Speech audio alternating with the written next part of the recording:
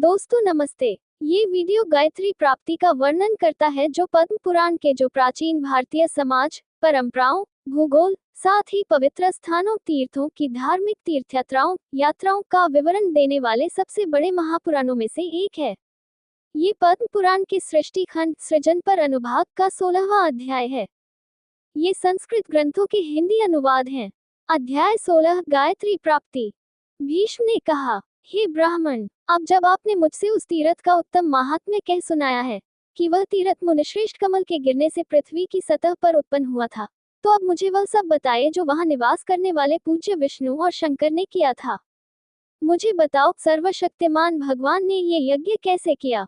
इसके सदस्य कौन थे? पुजारी कौन थे? कौन से ब्राह्मण वहां आए थे? यज्ञ का भाग क्या था? सामग्री क्या थी? बलि का शुल्क क्या था?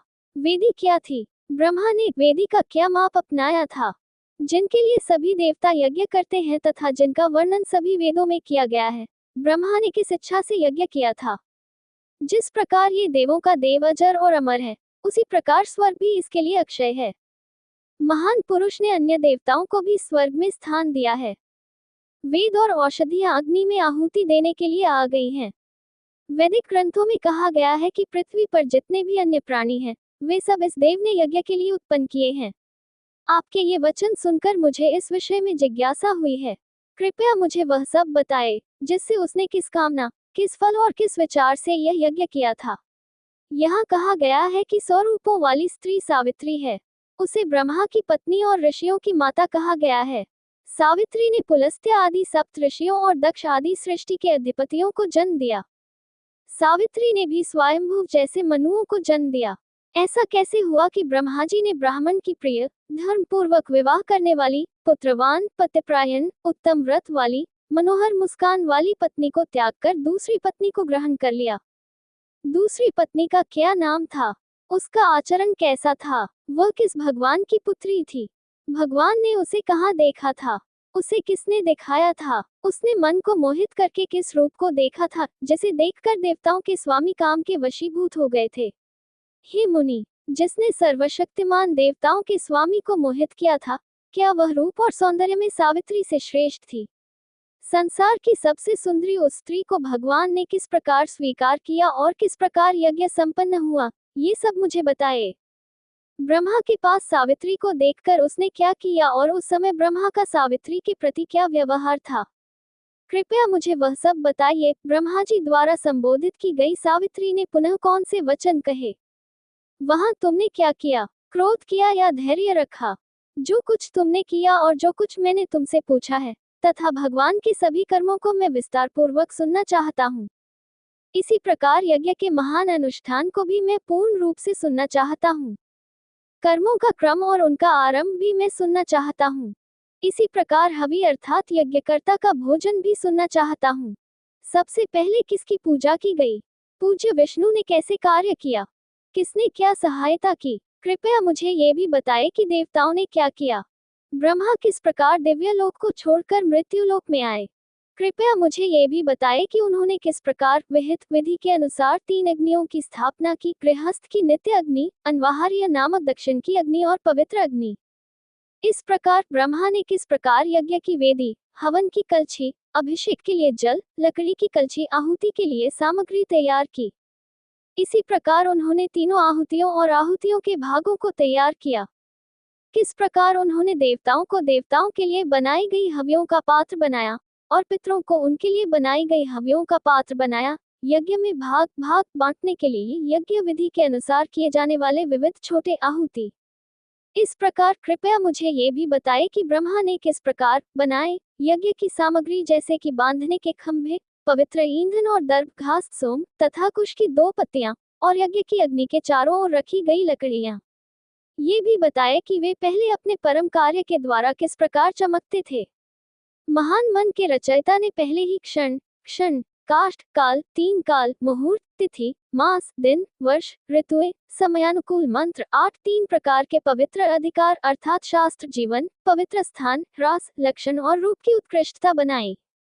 उसने 3 वर्ण, 3 लोक, 3 विद्याएं अर्थात वेद और 3 अग्नि, 3 काल, 3 प्रकार के कर्म, 3 वर्ण और 3 अवयव, इसी प्रकार श्रेष्ठ और अन्य लोक भी बनाए।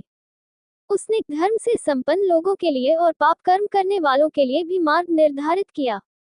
वे चारों वर्णों के कारण हैं, चारों वर्णों के रक्षक हैं, चारों विद्याओं वेदों के ज्ञाता हैं, चारों गतियों के आश्रय हैं, परम ज्योति और परम तप कहे गए हैं, परम से भी महान है, स्वयं परमात्मा है, स्वयं पराक्रमी है, संसार के पुलों के सेतु हैं, पुण्य कर्मों के योग्य हैं, वेदों के विद्वानों के जानने योग्य हैं, सृष्टिकर्ताओं के स्वामी हैं, प्राणियों के प्राण हैं, अग्नि के समान तेजवानों के लिए अग्नि है, मनुष्यों का मन है, तप करने वालों के लिए तप है, बुद्धिमानों के लिए लज्जा है और तेजस्वी लोगों के लिए तेज है। इस प्रकार संसार के पितामह ने ये सब रचा है। कृपया मुझे बताएं कि उन्होंने यज्ञ के फलस्वरूप क्या कार्य करना चाहा और किस प्रकार उन्होंने यज्ञ करने का निश्चय किया। हे ब्राह्मण, यही मेरा संदेह है, यही मेरा महान संदेह है। देव और दानवों ने ब्रह्मा को अद्भुत कहा है। यद्यपि वे अपने अद्भुत कर्मों के कारण अद्भुत हैं, फिर भी यहाँ उन्हें वास्तव में अद्भुत कहा गया है।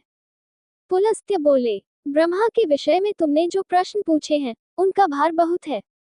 मैं अपनी क्षमता के अनुसार तुम्हारे प्रश्नों का उत्तर दूंगा। उनकी महान महिमा सुनो। वेदों को जानने वाले ब्राह्मण जिनका वर्णन इस प्रकार करते हैं, उनके 1000 मुख हैं, 1000 नेत्र हैं, 1000 पैर हैं, 1000 कान हैं, 1000 हाथ हैं।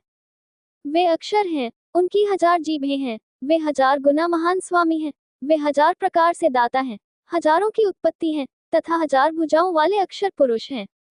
वे हवि सोम रस निकालने वाले हवि तथा पुरोहित हैं। वह पात्र यज्ञ में घी छिड़कने और शुद्ध करने के लिए उपयोग की जाने वाली कुशाघास की पत्तियां।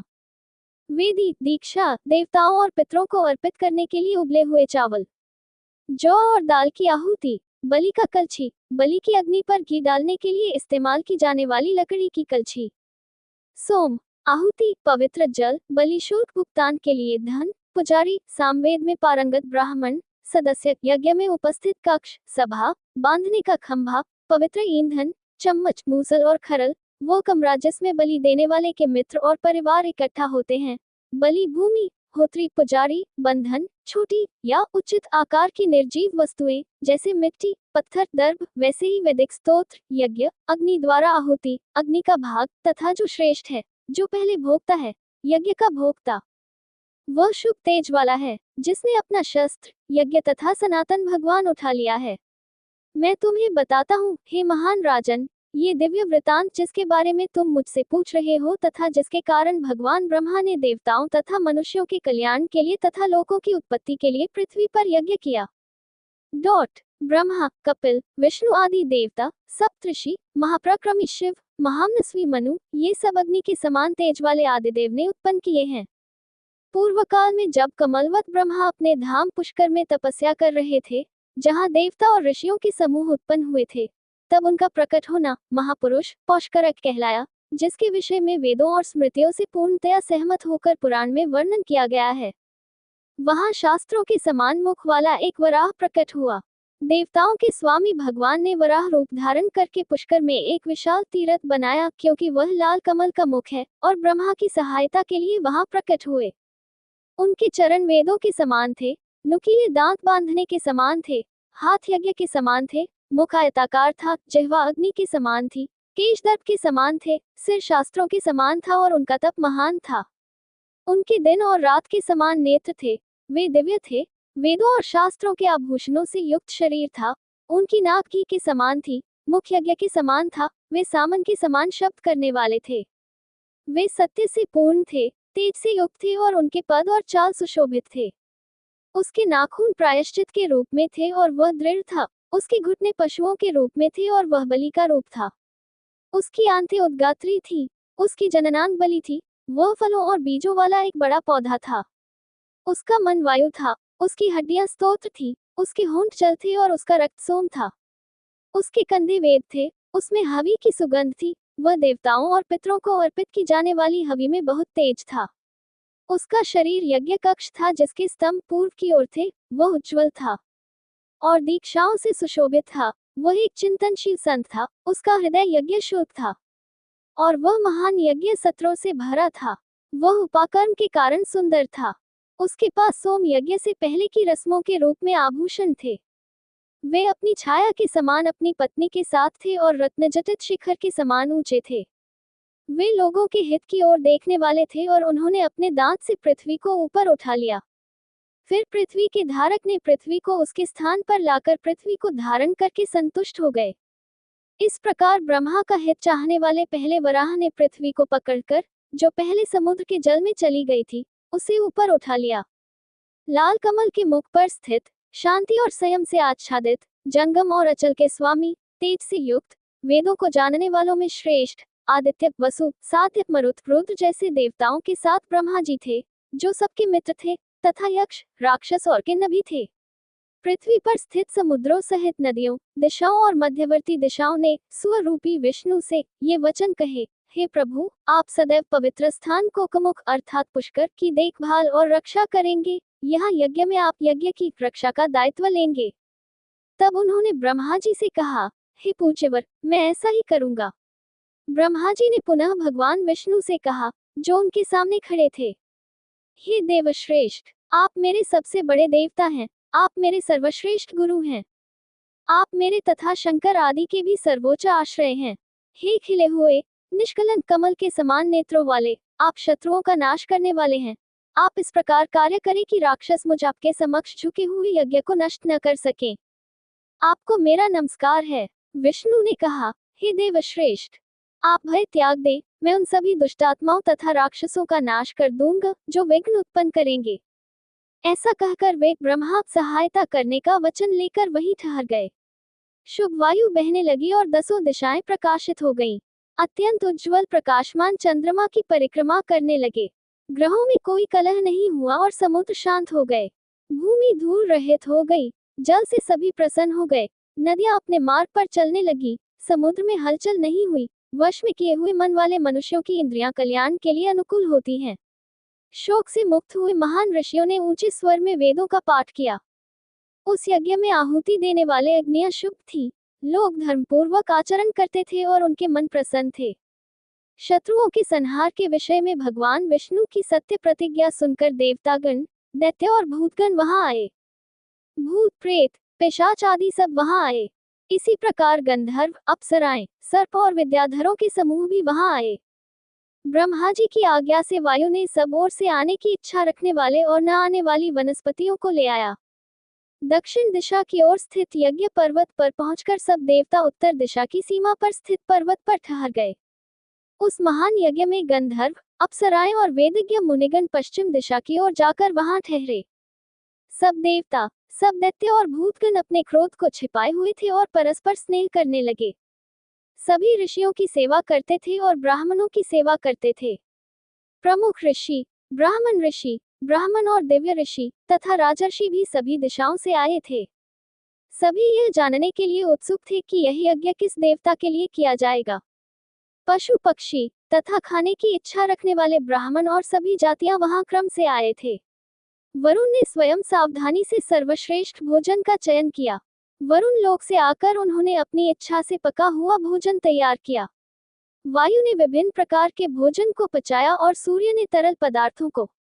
भोजन को पचाने वाले सोम और बुद्धि के दाता बृहस्पति वहां उपस्थित थे। धन के स्वामी ने धन और विभिन्न प्रकार के वस्त्र देने की देखभाल की। नदियों की अधिष्ठात्री देवी सरस्वती, नर्मदा सहित देवी गंगा वहां आई थी। अन्य शुभ नदियां, कुएं, सरोवर, तालाब, पोखर, किसी देवता या पवित्र कार्य के लिए पवित्र किए गए कुएं, देवताओं द्वारा खोदी गई बहुत सी मुख्य धाराएं तथा सभी जलाशय और समुद्र साथ थे। नमक, गन्ना, मदिरा, घी और दूध और जल सहित दही, 7 पाताल सहित 7 लोक, नगरों सहित 7 द्वीप, वृक्ष और लताएं, घास और फल सहित सब्जियां, पृथ्वी, वायु, आकाश, जल और 5वां तत्व अग्नि, ये तत्व तथा जो भी विधि संहिताएं थी, वेदों के भाष्य, सूत्र साक्षात उपस्थित थे। इस प्रकार अशरीरी, देहधारी और परम देहधारी तथा जो कुछ दिखाई देता था, इस प्रकार ब्रह्मा द्वारा रचित सभी वस्तुएं वहां उपस्थित थीं। इस प्रकार जब देवताओं की उपस्थिति और ऋषियों की संगति में पितामह का यज्ञ संपन्न हुआ, तब ब्रह्मा के दाहिनी ओर सनातन विष्णु विराजमान थे। ब्रह्मा के बाईं ओर त्रिशूलधारी, वरदाता भगवान रुद्र विराजमान थे। महापुरुष ब्रह्मा ने यज्ञ संपन्न कराने के लिए पुरोहितों का भी चयन किया। भृगु को ऋग्वेद की स्तुति करने वाले शासकीय पुरोहित के रूप में चुना गया। पुलस्त्य को श्रेष्ठ अध्वर्यु पुरोहित के रूप में चुना गया।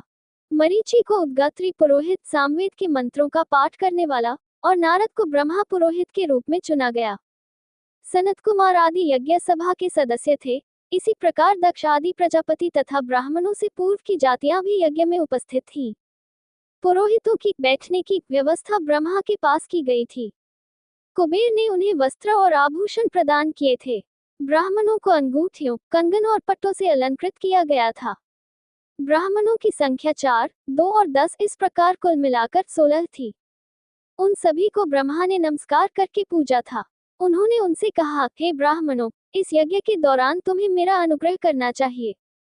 यह मेरी पत्नी सावित्री है, तुम मेरी शरण हो। विश्वकर्मा को बुलाकर ब्राह्मणों ने ब्रह्मा का सिर कटवा दिया, जैसा कि यज्ञ की पूर्व तैयारी में किया गया था। ब्राह्मणों ने दंपति अर्थात ब्रह्मा और सावित्री के लिए सन के वस्त्र भी रखवाए। ब्राह्मण वहीं रहे और वेदों की ध्वनि से स्वर्ग को भर दिया। क्षत्रिय वहां शस्त्र लेकर इस लोक की रक्षा करने लगे। वैश्य वहीं रहे। नाना प्रकार के भोजन तैयार किए गए। उत्तम सुस्वादु भोजन और खाद्य पदार्थ भी तैयार किए गए। ये देखकर ब्रह्मा प्रसन्न हुए। सृष्टिकर्ता ने वैश्यों को प्राग्वात नाम दिया। ब्रह्मा ने कहा, स्माइली फेस, यहाँ शूद्रों को सदैव ब्राह्मणों के चरणों की सेवा करनी है, उनके चरण धोने हैं, ब्राह्मणों का जूठा खाना है और भूमि आदि को शुद्ध करना है। उन्होंने वहां भी ये सब किया। फिर उनसे पुनः कहा कि मैंने तुम्हें ब्राह्मणों, क्षत्रियों और तुम्हारे जैसे अन्य बंधुओं की सेवा के लिए चौथे स्थान पर रखा है, तुम्हें इन तीनों की सेवा करनी है।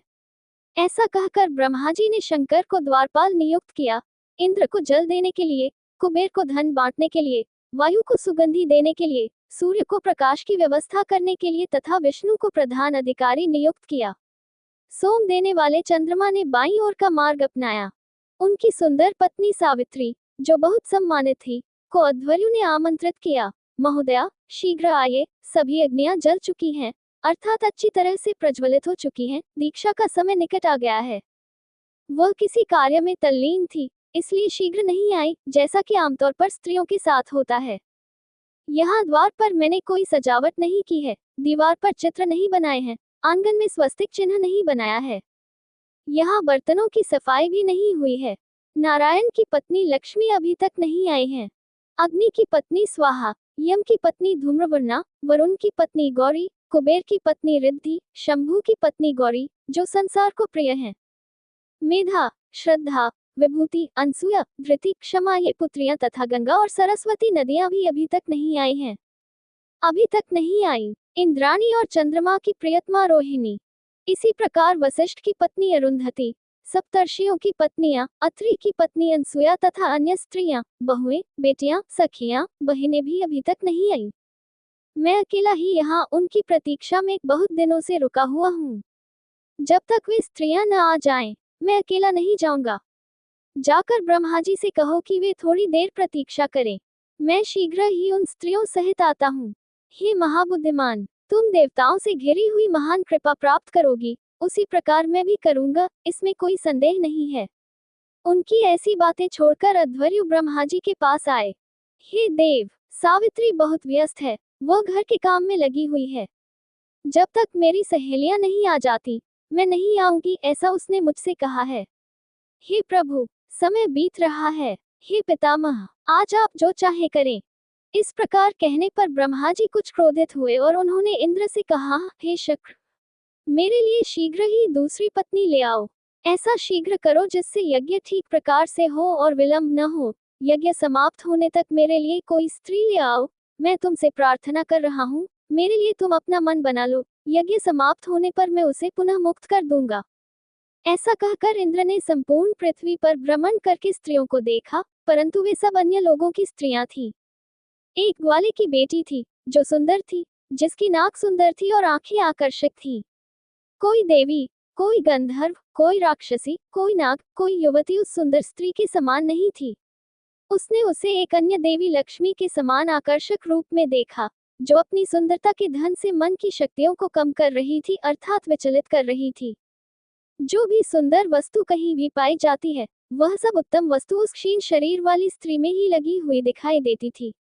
उसे देखकर इंद्र ने सोचा, यदि यह कन्या है तो इस पृथ्वी पर मुझसे अधिक पुण्यवान कोई देवता नहीं है। ये वह रत्न है जिसके लिए यदि पितामह की इच्छा हो तो मेरा ये प्रयास सफल हो सकता है। उसने देखा कि वह नील आकाश के समान सुंदर, स्वर्ण कमल और मूंगे के समान थी। उसके अंग, केश, कपोल, नेत्र और ओठों में चमक थी और वह अशोक वृक्ष की अंकुरित कली के समान थी। उसकी रचना कैसे हुई, जबकि उसके हृदय में जलता हुआ तीर था और आंखों में आग की ज्वालाएं थीं, और उसकी कोई प्रतिमूर्ति नहीं थी। यदि उसने उसे अपने ही विचार से बनाया है तो वह उसकी कुशलता का सर्वोच्च उत्पाद है। ये दोनों ऊंचे सिरे वाले स्तन उसी के द्वारा बनाए गए हैं, जिन्हें देखकर मैं आनंदित हो रहा हूँ। उन्हें देखकर किसके हृदय में महान आश्चर्य उत्पन्न न होगा। यद्यपि इस ओष्ठ का आकार स्पष्टतः काम, लालिमा से दबा हुआ है, तथापि यह अपने भोगी को महान आनंद प्रदान करने वाला है। केश टेढ़े मेढ़े होने पर भी आनंद प्रदान करने वाले हैं। दोष भी, जब प्रचुर सौंदर्य का आश्रय लेता है तो वह गुण प्रतीत होता है। उसके नेत्रों के सुशोभित कोने उसके कानों तक पहुंच गए हैं। इसी कारण से विशेषज्ञ सौंदर्य को प्रेम की आत्मा कहते हैं। उसके नेत्र उसके कानों के आभूषण हैं और उसके कान उसकी आंखों के आभूषण हैं। यहाँ न तो कुंडलों की कोई गुंजाइश है, न काजल की। उसकी दृष्टि को ये शोभा नहीं देता कि वह हृदय को दो भागों में विभाजित कर दे। जो लोग आपके संपर्क में आते हैं वे दुख को कैसे प्राप्त कर सकते हैं। यहाँ तक कि विकृति भी स्वाभाविक गुणों के संपर्क में आकर सुंदर हो जाती है। मैंने अपने सैकड़ों बड़े नेत्रों की बहुमूल्य संपत्ति देखी है। इस सुंदर रूप को बनाने में विधाता ने अपनी कुशलता की यही सीमा दिखाई है। वह अपनी मनोहर क्रियाओं अर्थात चाल से मनुष्यों के मन में प्रेम उत्पन्न करती है। ऐसा सोचते समय उसका शरीर, जिसकी चमक नष्ट हो गई थी, निरंतर उठने वाले भय से आच्छादित हो गया। उसे नए सोने के समान मनोहरता और कमल के पत्तों के समान लंबी आंखों वाली देखकर उसने सोचा, स्माइली फेस। मैंने देवताओं, यक्षों, गंधर्वों, नागों और राक्षसों की बहुत सी स्त्रियों को देखा है, परंतु ऐसी सुंदरता कहीं नहीं देखी। विधाता ने तीनों लोकों में जो कुछ भी है उन सब का विशेष रूप से संग्रह करके उसका रूप बनाया है। इंद्र ने कहा, हे सुंदर नेत्रों वाली, मुझे बताओ कि तुम कौन हो, तुम किसकी हो, तुम कहाँ से आए हो, तुम मार्ग के बीच में क्यों खड़ी हो। ये आभूषण जो तुम्हारे शरीर को शोभा देते हैं और जिन्हें तुम धारण करती हो, वे तुम्हें शोभा नहीं देते, बल्कि तुम ही उन्हें शोभा देते हो। हे सुंदर नेत्रों वाली, कोई देवी, कोई गंधर्व, कोई राक्षसी, कोई सर्पिनी, कोई किन्नर स्त्री भी तुम्हारे समान सुंदर नहीं दिखी। यद्यपि मैं बार बार तुमसे कहती रहती हूँ, फिर भी तुम उत्तर क्यों नहीं देती। वह युवती लज्जा और काम से अभिभूत होकर इंद्र से बोली, हे वीर, मैं एक गोप कन्या हूँ। मैं दूध, ये शुद्ध मक्खन और मलाई से भरा दही बेचती हूँ। तुम्हें जो स्वाद चाहिए, दही या छाछ, वह मुझे बताओ, जितना चाहो ले लो। उसके ऐसा कहने पर इंद्र ने दृढ़तापूर्वक उसका हाथ पकड़ लिया और उस विशाल नेत्रों वाली स्त्री को ब्रह्मा जी के स्थान पर ले गए। वह स्त्री जिसे वह ले जा रहा था, अपने पिता और माता को पुकार रही थी कि हे पिता, हे माता, हे भाई, ये व्यक्ति मुझे जबरदस्ती ले जा रहा है। उसने इंद्र से कहा, यदि आप मुझसे कुछ करवाना चाहते हैं तो मेरे पिता से प्रार्थना करें, वे मुझे आपको दे देंगे। मैं सत्य कहती हूँ, कौन कन्या आसक्तियुक्त पति की कामना नहीं करती। हे धर्मपरायण, मेरे पिता आपसे कुछ भी स्वीकार नहीं करेंगे। मैं अपने सिर को झुकाकर उसे प्रसन्न करूंगा और वह प्रसन्न होकर मुझे तुम्हें अर्पित करेगा। यदि मैं अपने पिता के मन को जाने बिना अपने आप को आपको अर्पित करूंगा तो मेरा बहुत सारा धार्मिक पुण्य नष्ट हो जाएगा और इसलिए मैं आपको प्रसन्न नहीं कर पाऊंगा। मैं अपने आप को आपके अधीन करूंगा यदि मेरे पिता मुझे आपके समक्ष प्रस्तुत करें। यद्यपि शंकर इस प्रकार कह रहे थे, फिर भी उन्होंने उसे ले जाकर ब्रह्मा जी के सामने खड़ा करके कहा, हे बड़े नेत्रों वाली, मैं तुझे इसी के लिए लाया हूँ। हे सुंदर रूप वाली, तू शोक मत कर। उस गोप कन्या को गौर वर्ण और महान तेज वाली देखकर ब्रह्मा जी ने सोचा कि कमल के समान नेत्रों वाली ये लक्ष्मी ही है। तपाए हुए सोने की दीवार के भाग के समान, उस बलिष्ठ वक्षस्थल, मदमस्त हाथियों की सूंड के समान गोल जांघों वाले, लाल और चमकीले नाखूनों की चमक वाले को देखकर वह भी प्रेम से अनुप्राणित हुई जान पड़ी। उसे पति के रूप में प्राप्त करने की इच्छा से वह गोप कन्या अचेतन प्रतीत हुई। उसने भी अपने को उसे अर्पण करने का अधिकार समझ लिया। उसने अपने आप से कहा, यदि वह मेरे सौंदर्य के कारण मुझे चाहता है तो मुझसे अधिक सौभाग्यशाली कोई दूसरी स्त्री नहीं है। उसने मुझे देखा, तभी तो मुझे ले आया। यदि मैं उसे छोड़ दूंगी तो मर जाऊंगी, यदि न छोड़ूंगी तो मेरा जीवन सुखमय रहेगा, और अपमानित होने के कारण मैं अपने निंदित रूप के कारण दूसरों को दुख पहुंचाऊंगी। जिस स्त्री को वह अपनी दृष्टि से शुभ दृष्टि से देखेगा, वह भी धन्य हो जाएगी, इसमें मुझे कोई संदेह नहीं। फिर जिसका वह आलिंगन करेगा, उसका क्या होगा? जगत की समस्त सुंदरता नाना प्रकार की दिशाओं में चली गई है, अर्थात भिन्न भिन्न स्थानों पर रह गई है। अब सृष्टि के मूल अर्थात सृष्टा ने सुंदरता को एक ही स्थान पर प्रकट किया है।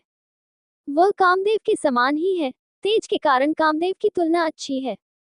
मैं अपना ये शोक त्यागती हूँ। जीवन में जो कुछ मिलता है, उसका कारण न तो पिता है, न माता। यदि वह मुझे स्वीकार न करे, अथवा मुझसे थोड़ी भी बातचीत न करे, तो मैं उसके लिए लालायित होकर शोक से मर जाऊंगी। जब यह निर्दोष अपनी पत्नी के पास जाएगा, अर्थात अपनी पत्नी के प्रति पतिव्रता व्यवहार करेगा, तब उसके स्तनों पर कमल के समान ऐसी चमक होगी, जिससे रत्नों की शोभा होगी। उसे देखकर मेरा मन चिंतन में आ गया है।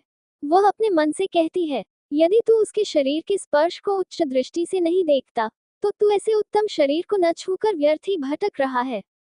अथवा यह उसका दोष नहीं है, क्योंकि तू अपनी इच्छानुसार भटक रहा है। हे कामदेव, तू सचमुच ही लूटा गया है। अपनी प्रियतमा रति की रक्षा कर, क्योंकि हे कामदेव, वह रूप में तुझसे श्रेष्ठ दिखाई देता है। उसने निश्चय ही मेरे मन का रत्न और मेरी सारी संपत्ति छीन ली है। उसके मुख पर जो शोभा है, वह चंद्रमा पर कैसे दिखाई देगी? दाग वाली वस्तु और दाग रहित वस्तु की तुलना उचित नहीं है। कमल भी उनके नेत्रों के समान नहीं है। जल शंख की तुलना उनके शंख जैसे कानों से कैसे की जा सकती है? मूंगा भी उनके होठों के समान नहीं है। उनमें अमृत रहता है। वे अमृत की धारा अवश्य बहाते हैं। यदि मैंने सैकड़ों जन्मों में कोई शुभ कर्म किया हो, तो उसके प्रभाव से जिसे मैं चाहती हूँ, वही मेरा पति हो। जब वह गोपिका इस प्रकार विचारमग्न हो गई, तब ब्रह्मा जी ने यज्ञ को शीघ्र पूरा करने के लिए विष्णु से ये शब्द कहे, और यह गायत्री नामक देवी है, जो परम सौभाग्यशाली है। जब ये शब्द कहे गए, तब विष्णु जी ने ब्रह्मा जी से ये शब्द कहे, हे जगत के स्वामी, आज तुम उससे गंधर्व विवाह करो, जिसे मैंने तुम्हें दिया है। अब और संकोच मत करो। हे प्रभु, बिना विचलित हुए उसका ये हाथ स्वीकार करो। तब पितामह ने उससे गंधर्व विवाह किया। उसे पत्नी के रूप में प्राप्त करके ब्रह्मा ने अध्वर्यु पुरोहितों में श्रेष्ठ से कहा, मैंने इस स्त्री को अपनी पत्नी के रूप में लिया है, इसे अपने घर में रख लो। तब वेदों के ज्ञाता पुरोहित उस युवती को मृग का सींग पकड़े हुए तथा रेशमी वस्त्र पहनाकर यज्ञकर्ता की पत्नी के लिए बने कक्ष में ले गए। हाथ में औदुंबर दंड लिए तथा मृगचर्म से आच्छादित ब्रह्मा वहां अपनी ही प्रभा से चमक रहे थे। तब भृगु के साथ ब्राह्मणों ने वेदों में बताए अनुसार यज्ञ आरंभ किया। फिर वह यज्ञ पुष्कर तीर्थ में 1000 युगों तक चला।